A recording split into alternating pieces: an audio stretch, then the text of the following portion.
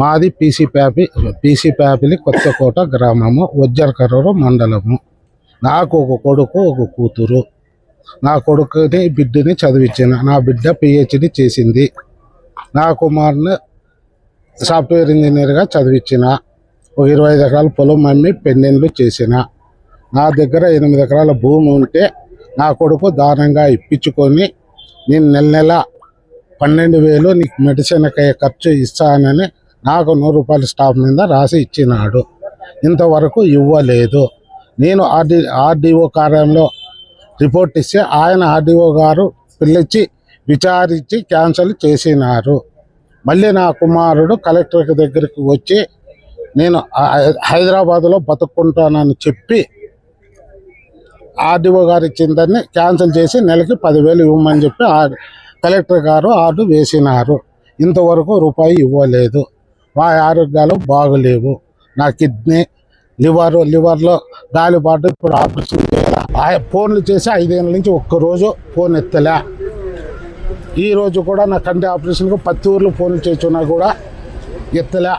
నా భార్య ఆడాడ అప్పు చేసి నా 2 కండ్లకు ఆపరేషన్లు చేయించింది. ఎవరన్నా ఇంటి దగ్గర కానీ మా గ్రామంలో కానీ విచారించుకోవచ్చు.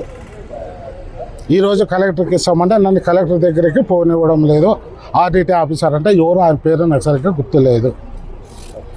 భూమి కావాలా ఏం కావాలి? నాకు భూమి కావాలి. నా భూమి ఇస్తే నేను అమ్ముకొని నా ఆరోగ్యాన్ని ఖర్చు పెట్టుకొని బ్యాంకులో వేసుకొని నెల ఆ డబ్బులతో బతకాలని మేము అనుకుంటున్నాము. 8 ఎకరాలు రాసిచ్చావు? 8 ఎకరాల 30 సెంట్లు. దాంట్లో నేను సంపాదించిన ఆస్తి 4 ఎకరాలు ఉంది. నేను రాసిచ్చిన దాంట్లో నేను సొంతం కొన్ని ఆస్తి 4 ఎకరాలు ఉంది. పెళ్ళైందా? పెళ్ళైంది. ఇంకా 4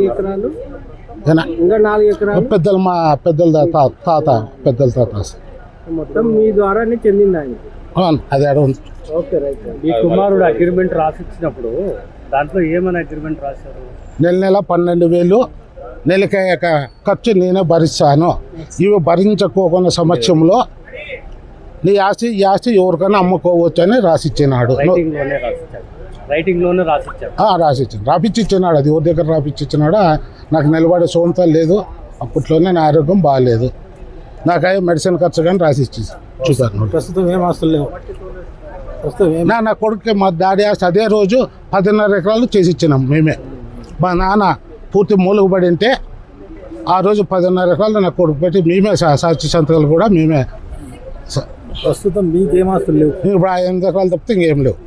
12 ఎకరాలు ఉంటే నా బిడ్డకి చేసి ఇచ్చినది.